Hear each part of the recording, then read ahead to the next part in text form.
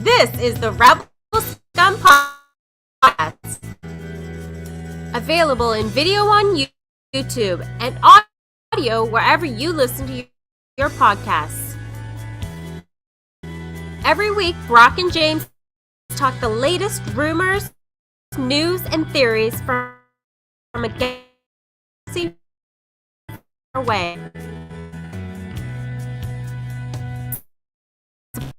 On Patreon for exclusive offers and join the Star Wars discussion. Patreon.com/RebelScumPodcast. Here are your hosts, Brock.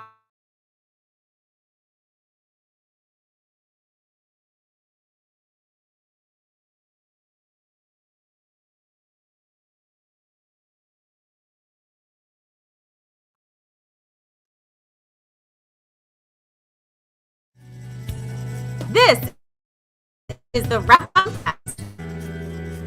Available in video on YouTube and audio wherever you listen to your podcasts. Every week, Brock and James talk the latest rumors, news, and theories from a galaxy far, far away.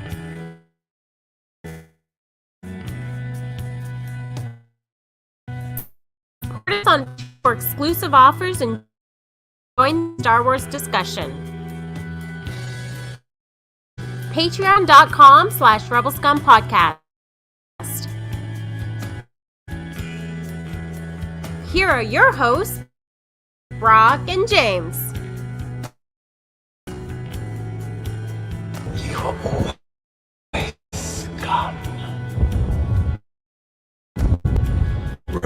Rebel Scum. Indeed. Hi, everyone. Thanks for watching. This is Unleashed. I'm James, and I'm going to be talking some Star Wars right here. Ooh, let me put on the right graphic for everybody watching on the YouTube. Heidi, thanks for coming on. 2Med2, Argyle, what up? Talking Star Wars. And a lot has been going on in the Star Wars world as of late, in writers coming in and leaving, and new writers coming in, and Star Wars Celebration is a little while away, and there's a rumor, oh, guess what? They're going to announce 3 movies, and there's all this talk going on. There's the Sean Levy movie, there's the Taika Waititi movie, and now there's the no longer Damon Lindelof movie, which obviously was a thing. Reports are indicating that the script was terrible, but this is Bespin Bulletin. I somewhat read this on, and the reports were that the script that he handed in was terrible. Conversely, it clashed with the director, and Kathleen Kennedy is said to have sided with the director, which is all fine and dandy. I mean, if the director's who you want in your corner, then the director's who you get. And the director ultimately is the one that's going to be telling the story, and the writer effectively works for that director.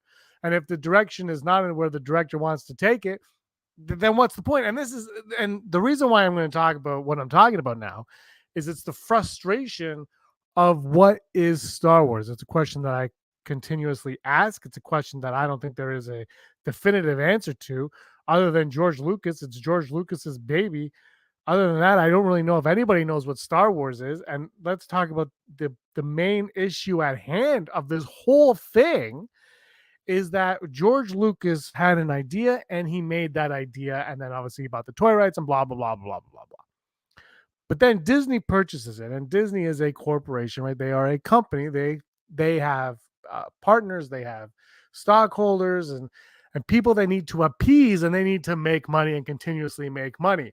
Now the word is that, obviously there hasn't been a Star Wars movie we're going on 4 years since a Star Wars movie. We were promised one every single year until the end of time, and then obviously The Last Jedi came, then Solo came, and then Rise of Skywalker came, and Solo obviously fizzled out, and Rise of Skywalker critically fizzled out, and I think for the fan audience as well, it kind of fizzled out too.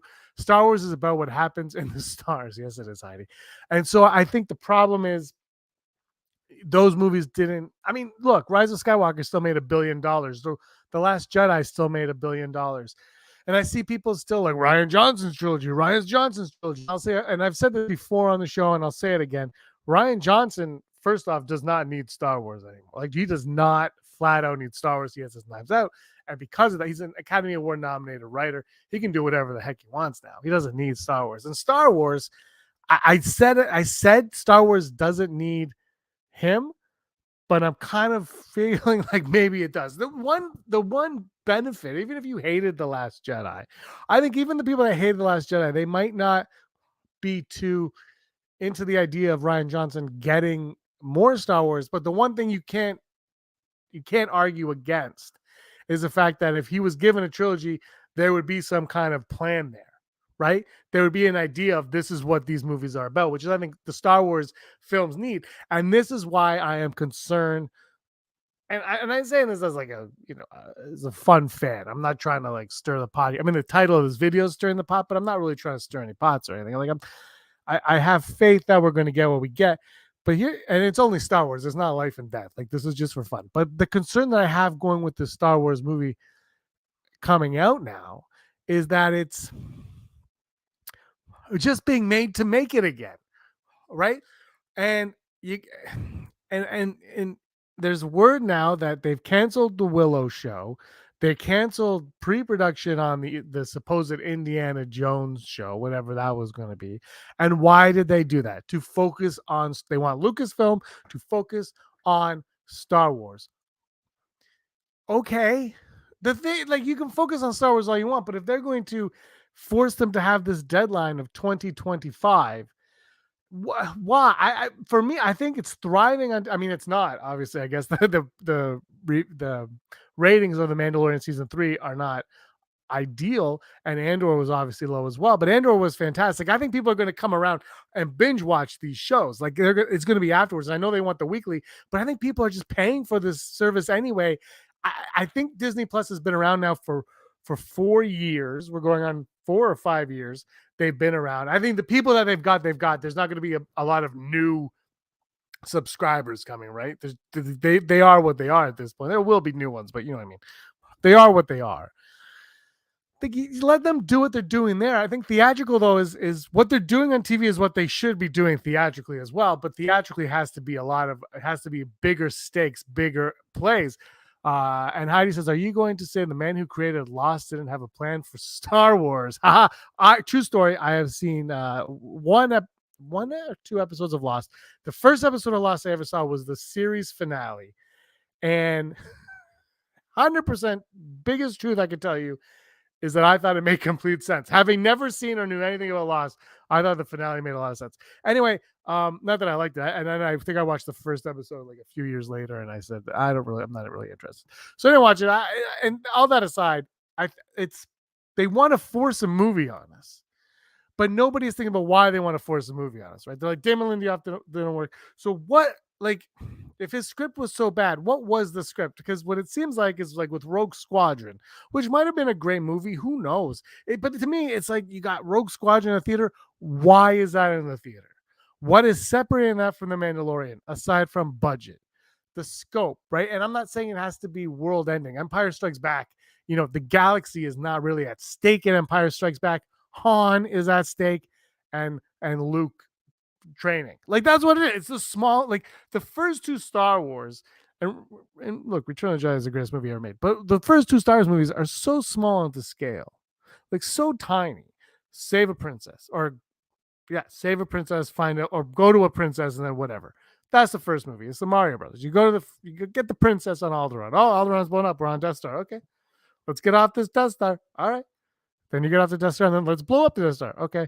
Like, they're very simple. And I think there's something has been forgotten, lost in the way of all of these Star Wars movies that have been coming. And they try to get bigger and bigger and bigger and bigger. And it's great to go bigger, especially now with TV, but you got to maintain the lore and the myth. And you have to say, why are we making these movies? What is the end goal of these movies? And the thing with The Mandalorian is Jon Favreau just came out and he said he doesn't know how long it's going to go for. Originally, we heard 4 years. I suspect there is some sort of plan or a trajectory that they are on. they might not have it all figured out, but I think there's a trajectory that they're on. You hear like Vince Gilligan of Breaking Bad, right? He said once, you write all these characters, but you can't map it all out on a TV show because like a guest star might come in and steal the show, and all of a sudden that actress has got to be a main player now, and so you can't really you can't figure that into the equation at the beginning because you don't know what's going to come. And I think these shows could be the same, and I think the movie should be the same, but they have to figure out what the point of the movie is. Just what is the threat, who are the characters, and why are we going in this direction, and what is separating it from what's come in the directions in the past. And that's what I think, that's where they have to take these. You have to sit down, and you don't just decide to make a Star Wars movie about Bob the Builder, and then Bob the Builder is your storyline. You have to sit down and say, okay, the Sith are gone. This, like High Republic, I haven't read High Republic, so my opinion of it is pointless. Like, I don't have one way or another. But I respect the hell out of the fact that the authors all sat in a room, got together, had their whiteboard, and they're like, what are we doing? And they plotted it all out. And people that read High Republic, for the most part, seem to like it. Whether or not it is pure Star Wars, true Star Wars, but it doesn't matter. That's not the point. And I don't know when you're going to get to pure Star Wars anymore, because once you remove George Lucas from the equation, pure Star Wars is out of the equation. Somebody once said, well, what's going to separate the Force? It might have been me. Somebody said, what's going to separate The Force Awakens from a fan film? Ultimately, nothing. Budget. Nothing. Except for that it's canonical, quote unquote canonical, with whatever that word means. Let's check it here. I'm a little behind on the thing. So that is where that is. So what does that mean? What does that tell you? Nothing. It means that these movies are going to be what they're going to be. They're going to be told what they're going to be told, and they're going to come at us no matter what, because Disney wants to pump it. And it's sounding to me, and look, I've read this man's book. I totally respect his position, but Bob Iger seems to be the one who wants to put the foot forward on Star Wars and go all in, but also somebody that never appreciated the prequels. Obviously, they kind of wiped out the prequels when they came in. Hey, Vermont Mike, Star Wars was canceled 3 times already.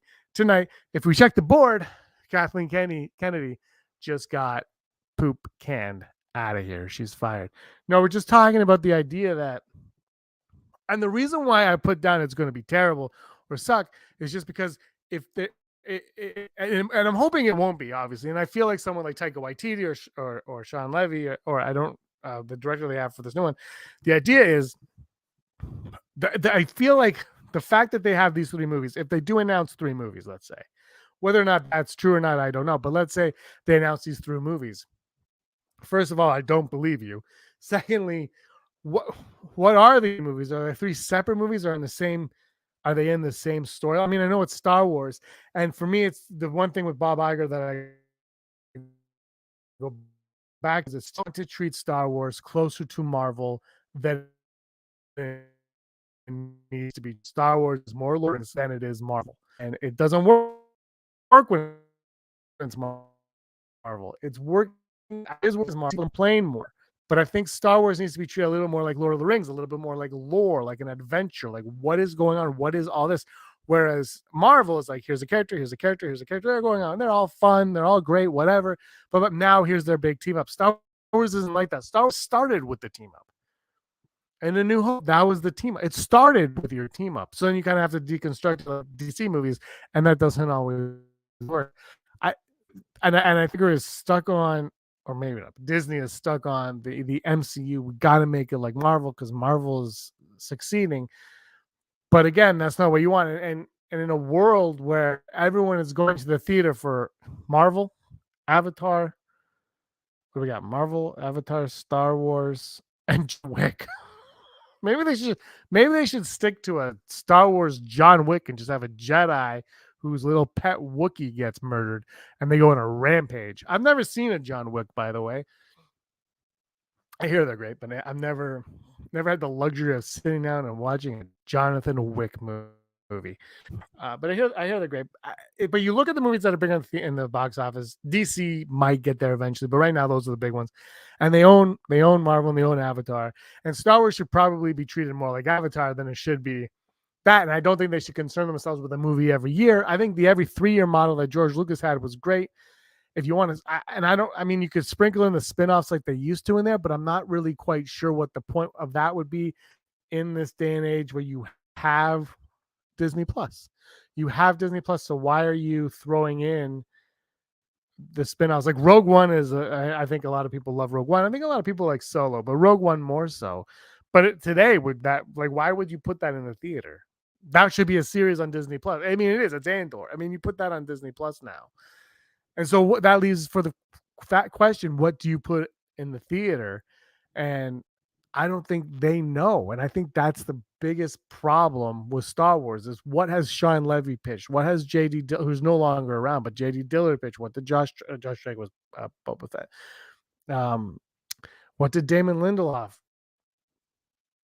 pitch? Like, what are they? What are like what are these pitches? Why do they all seem so separate? Star Wars, and this is what I'm getting at, is Star Wars wasn't a bunch of like just movies like thrown at, like, look, everyone's like phase 1 of Marvel was the best. I'm not going to argue that at all. But Iron Man, Hulk, Captain America, and Thor, they were just thrown at like Iron Man came out. There was no plan for the. I mean, there might have been in the back of everyone's mind, but it wasn't. And they threw the scene in at the very end. The Incredible Hulk, it doesn't even have a connection. And whatever, I'm the only one that likes the movie. And then you have Thor, and they kind of throw in Hawkeye, and there's a little bit of this and that in there. And then Captain America is nothing until the end, right when he gets thawed. Spoilers. And then they made it work. Star Wars wants to go head first into that, and I still don't think that's what. I don't think the audience for Star Wars is looking for that. I think the audience for Star Wars is looking for what is our next adventure. And I don't want this adventure and then like a totally separate adventure and then this adventure. I want a cohesive adventure. And part of the sequel trilogy backlash, obviously, that came from it was that it didn't feel like there was any connective tissue in those movies at all. Like there was no plan. And when it comes to Star Wars, we just want to know, like, even in the original trilogy, and everybody likes to bring up the original trilogy. Well, George Lucas made it up, but yeah, he made that in the prequels up as he went along. However, the original trilogy is easier to get away with, like making it all up and making Luke and Leia brother and sister and Vader's father at the end of the second movie. It's easier to get away with these things. People, well, that was the plan. Shut up. It's easier to get away with these things because there's no history to that IP and there's no like forward to that IP. It's just we were in the moment, like nothing came before it, so there was nothing to tie into. And then when the prequels came, he made that crap up on the fly. Come on, Jar Jar Binks was going to be a main character for all 3 of those movies. No one liked Jar Jar Binks but me. We'll minimize his role as it goes along. You know what? People weren't that happy. You know what we'll do? People like Boba Fett. We'll bring Jango Fett. None of it. Come on, that he was making things up as he went along, and it worked. And part of the reason why it works is because, first of all, the prequels happened before everything, so he's allowed to, and he's George Lucas, he can do what he wants. But it never contradicts. I mean, there's a few things I guess that contradict it, but he doesn't contradict the movies that come before. And with the prequels, it felt like you knew where those movies were going, and he knew more than we knew where they were going. I didn't know going into the Phantom Menace that was going to have anything to do with the formation of the Empire. I might have been naive. I might have also been, 18, whatever I was, not thinking about that stuff. And when I went in, I got that. And by the end of the 3 of them, you're like, okay, he had a plan. Maybe you didn't like the execution. Maybe you didn't like the humor. Maybe you didn't like the effects, whatever. But he knew what was going on. The sequels didn't have that. And because it was like, let's get these out. And part of the problem was, they had the Lucas scripts and then they brought in a director who didn't want to use the Lucas scripts. So they kind of started it from scratch all over again. And they just wanted to mimic what it was. But the problem was they lived off of Lucas's, well, let's make it up as we go along. We don't need to explain villains because blah, blah, blah. But now we're 40 years removed from the original movies. 40 years removed from the original movies. There's a history. And if you bring in characters, there's a history. If you bring in a Ben Solo, why is there a Ben Solo? What is the point of Ben Solo? Who is Rey? Why is Rey here? Like, and you can say, well, Rey's a nobody. That's fine. But why is she in this movie? Right? Aside from just being the new. Now, if it wasn't the Skywalker saga, then Rey can just be like, well, Rey is the new lead that we're following because this is about Rey. But you made it the Skywalker saga, so Rey has to be something in the sky. There has to be a purpose for her, especially at the tail end of it. And there's all these little things that come up, and that's what I'm afraid that they're going to get caught up in again in this new era of movies where they're not thinking ahead, they're thinking barely they're thinking in the moment, but only in the moment, and they're not thinking about what came before or what's going to come after. And I think the Mandalorian, what that really shows is, I think this season actually has its head on as tight as it's ever been. Most people seem to not, but I do. But they respect like the prequels and the original trilogy, obviously, and the sequel trilogies. Like they don't even have to like any of that, but they have to acknowledge it and appreciate it. And then you use it like the Metachlorian count, right? When they mentioned that in season 2, and you're like, what? The MC, like there's little things that you don't have to fully like it, but you have to acknowledge that it is there. And the sequel trilogy, for all the sequel trilogy haters, it's the same shtick. You can hate the sequels the next start to come in and be like, I hate those sequels. But if they're going to make a movie that takes place after the Rise of Skywalker, then they have to acknowledge those 3 movies and the events within those 3 movies. They don't have to go overboard on it, but they have to acknowledge that it exists.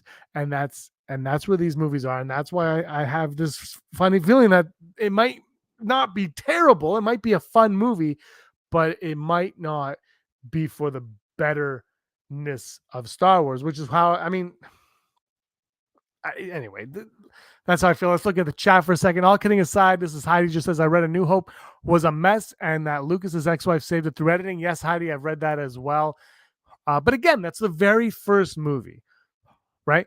It's the first movie. So there's no, you want it to be a very good movie, obviously, but there's no worry about ruining what's come before or what's going to come after. Vermont Mike says, in order to get away from the fan film label, they need to make a trilogy that is from the timeline that we are used to, go way back in the past or way into the future. I kind of like that as well.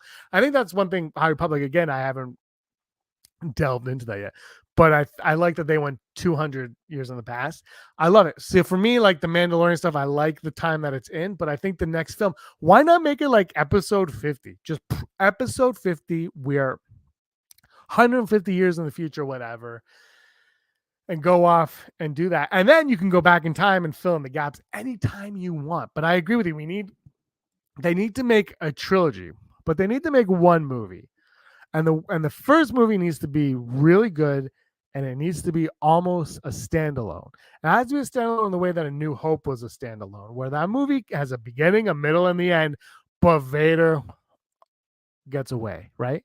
Well, he might die. In the moment, you think he might be dead, but he also might not be. So I think they need something like that, where Vader gets, or the villain gets away, or whatever.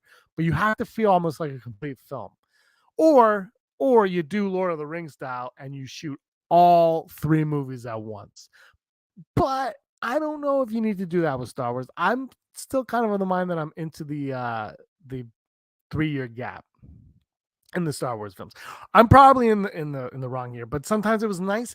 It was the 3 years, you think back on it. When we started this podcast, we started the summer the summer Rogue One was coming out. It came out this December. We started that August. It was a year after Force Awakens. And it was fun speculating on The Last Jedi for a year.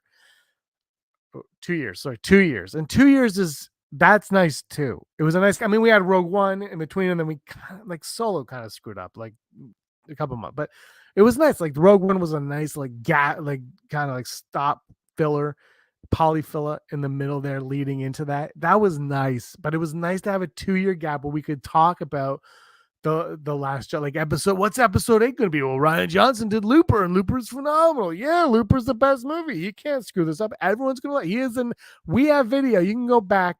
Here's the next George Lucas. Ryan Johnson's going to be the next George Lucas. He's the best thing ever. We went to Star Wars Celebration. He's the best thing ever. Look at him. This guy understands Star Wars. And then the movie comes out, and we all know how that went. But again, maybe Star Wars needs something like that. I guess my one argument with the Ryan Johnsons of the world doing the next Star Wars is I think you need that, You need someone like Ryan Johnson who's the forward thinker, like let's break the mold, but maybe somebody that, and I think he's getting there with Knives Out a little bit more, but somebody willing to have a little bit more fun with it all. And I think he had fun with the lore in a Ryan Johnson fun kind of way, but it wasn't in the Star Wars kind of way. I don't really know how to describe that. I shouldn't have said anything. Hey, Dale.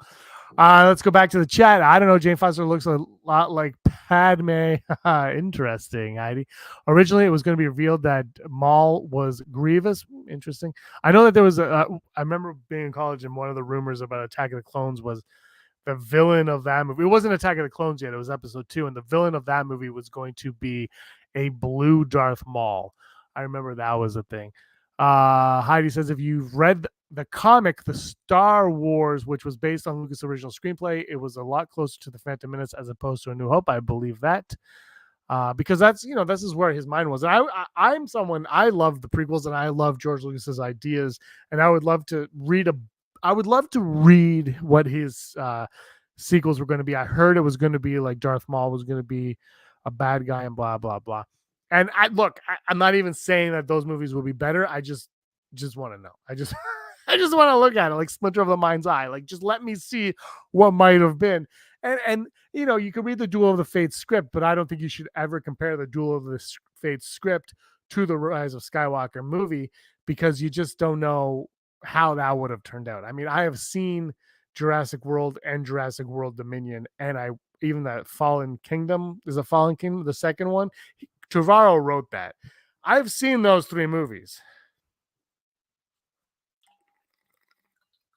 As I drink from my giant Yeti. Can you see this thing? This thing is like massive. It weighs 47 pounds. A lot of water in there, though. Should drink up. Water is good for you, kids. So my concerns with the Star Wars movies that are coming is that they are being made, and it's very clear that this is the case, that they are being made just for the sake of being made. And I think part of the problem with Lindelof, his script was terrible, whatever. And then he said, maybe I'd rather eat the food than cook the food, or whatever it was. And maybe the problem is nobody really knows what the direction of Star Wars should be in the movies at this point. Maybe that's the fear, is they don't have someone that's like, Star Wars is this. Maybe they don't have that. And maybe they have all of these filmmakers coming in and saying, here, I have an idea we all have an idea for Star Wars, but are any of them good? Should any of them be made? Probably not. And I know these guys are a lot more talented than all of us in terms of storytelling, but that's not to say they have a good Star Wars movie. It doesn't, like, again, it's is it just making a movie, or is it telling an epic tale in a galaxy far, far away? And then what's the point? Like the Skywalker, like George Lucas was like, it's for 12-year-old boys, 12-year-old girls too now, and it's a story about family. And then all these books and everything come in, and people are like, well, it's actually about this, and it's about, I like this one the best, and it's naughty, and the original trilogy is boring. Sure, but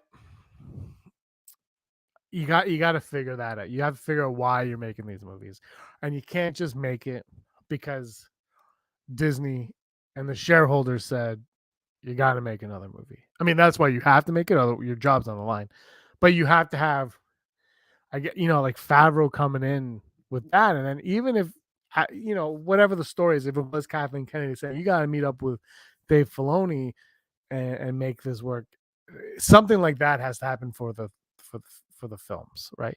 And I don't know if it should be Favreau and Filoni. I know, like, everyone's always talked about it. And I'm not saying Kathleen Kennedy goes by the wayside. I'm thinking she's still the head of Lucasfilm, but Lucasfilm is not Marvel. Kevin Feige's the head of Marvel, but Marvel's not doing like niche movies that aren't in that cinematic universe. The whole thing is a cinematic universe, and Star Wars is not.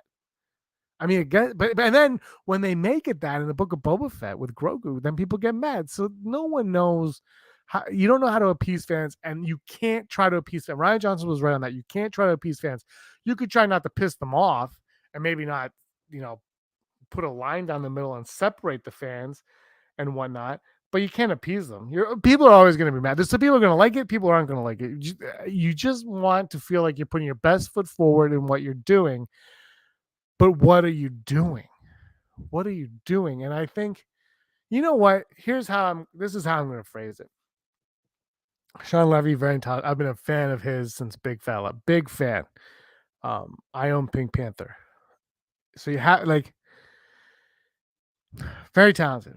The director doing the Lindelof, I don't know this person's name, but apparently very talented. J.J. Abrams, talented.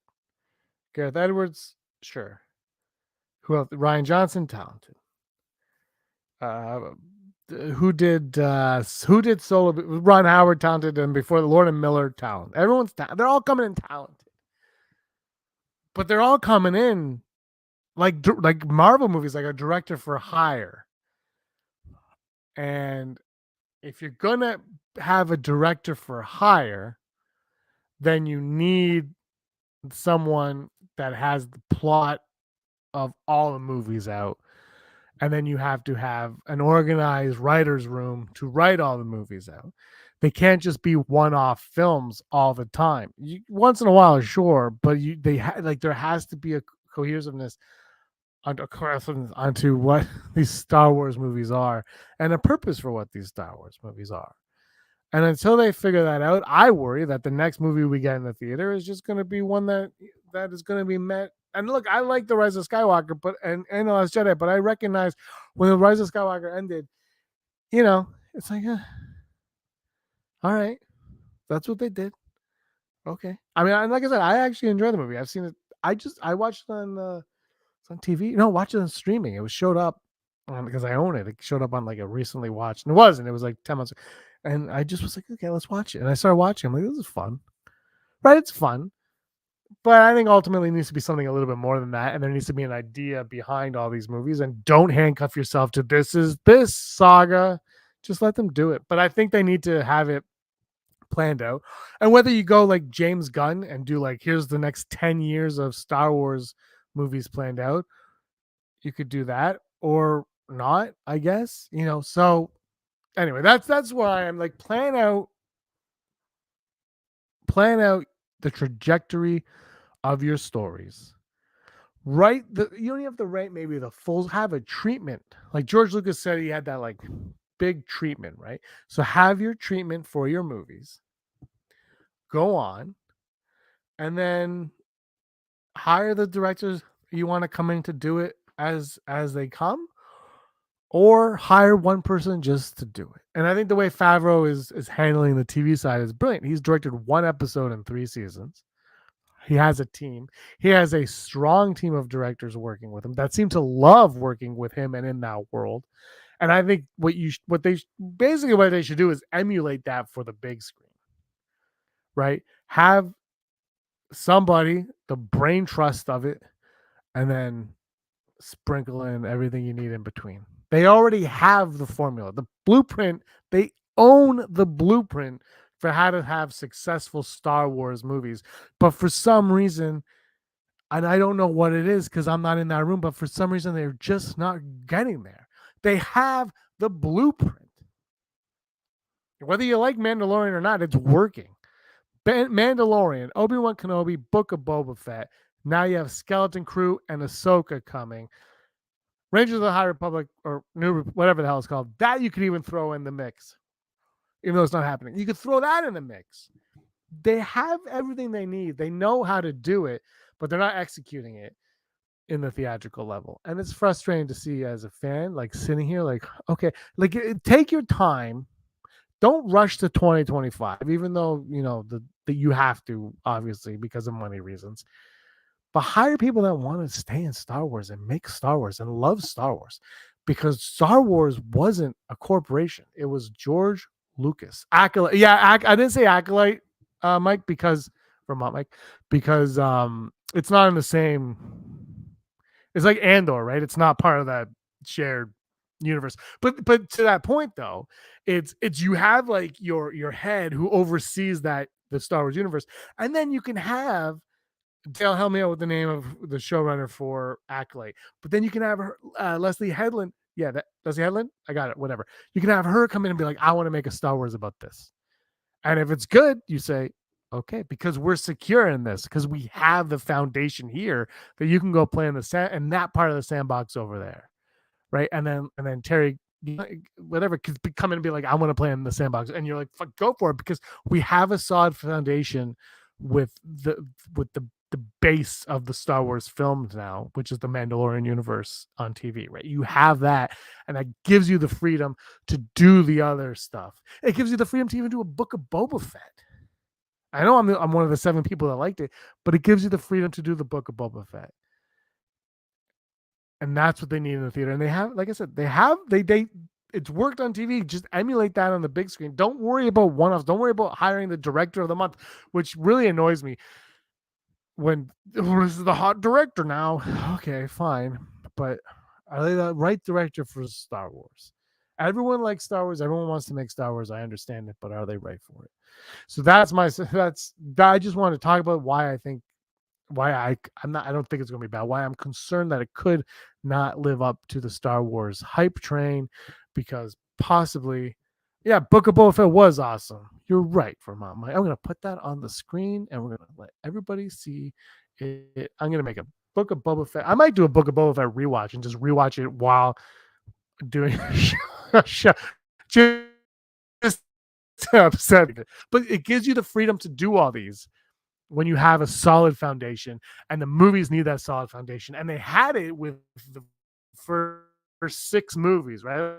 Even the Skywalker saga with one day of the episodic films, and maybe if they just continue the episodic films and don't worry about this, just figure out like what is the purpose. Start with episode 50, 21, whatever you want, do it, and that's gonna be that. And Jonathan Frakes might make a good director, like Star Trek.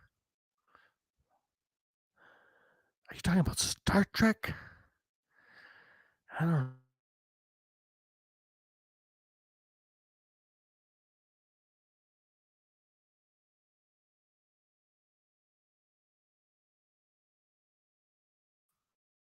I am muted. All right, everyone. I'm going to wrap up with that. It's been way longer than I suspected going on here. My wife will kill me for this. But it's been a lot of fun. Let me know what you guys think of the Star Wars theatrical product. Comments below. Is it just like hiring the right director? Do you think they need an overseer of the projects? Not to replace Kathleen Kennedy, because she is the head of a studio, the head of someone who can oversee Star Wars, the franchise, someone like James Cameron is the overseer of Avatar, right? Obviously, we've lost George Lucas to the sale, not to anything else to think of, but there's no George Lucas there, so he does know sci-fi, right? And he is a great director, Jonathan Frakes, that is. So let me know what you guys think in the comments below. This has been a lot of fun. Thanks so much for joining me. Mandalorian episode 5, chapter 21. It's coming out this week. Can't wait to see what's going on. More Ahmed Best, less Ahmed Best. Can't wait to see what happens there. Brock and I will be back to talk about that sometime this week. Talk to him, figure out what day works best. If not, I will be back again for live chat, because these live chats are a lot of fun. Thank you, everybody, for watching. Give us a like and a subscribe. And until next time, may you be the master of your... Oh, wait, no, that's the wrong... May the force of others be with you. Goodbye. Thanks for watching. Don't forget to give us a thumbs up on our video. As always, please subscribe to our YouTube channel, Rebel Scum Podcast, for all the latest videos.